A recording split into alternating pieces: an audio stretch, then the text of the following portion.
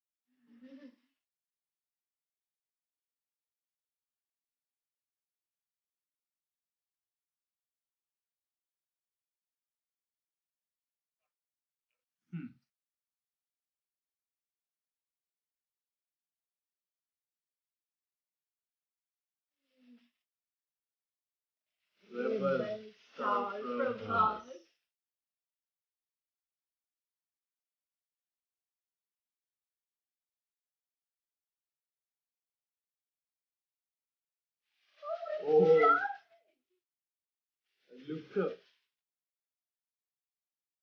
Part 1 will fire.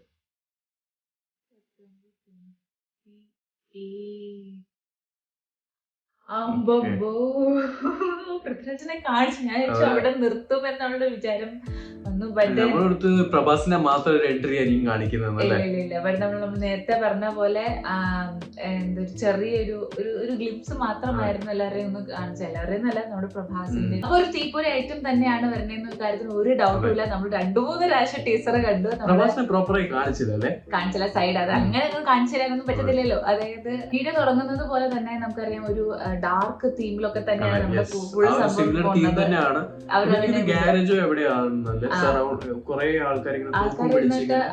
ഒരാളെ point ബോളിവുഡിലെ famous ആക്ടറാണ്, പക്ഷെ പേരൊന്നും കേട്ടതില്ല. ഒന്നത് ഉറപ്പിച്ചതിലൊക്കെ സംഭവങ്ങളായതുകൊണ്ട് അങ്ങനെ 2 ബ്ലാക്ക് കാറ്റ്സ് കൈൻഡ് ഓഫ് വന്നിട്ട് അടുത്തൊന്ന് ഷൂട്ട് ചെയ്യുമ്പോൾ അപ്പൊ അയാൾ പറയുന്നുണ്ട്, അതായത് lion, tiger, cheetah, elephant are all dangerous not in Jurassic Park എന്നൊക്കെ പറഞ്ഞിട്ട്, ബട്ട് ഇൻ ജുറാസിക് പാർക്ക് എന്നും പറഞ്ഞിട്ട് പിന്നെ ഒരു പോസ് ആണ്. അതിന്റെ ഇടയ്ക്ക് കുറെ പോർഷൻസ് ഇങ്ങനെ പോകുന്നുണ്ട്.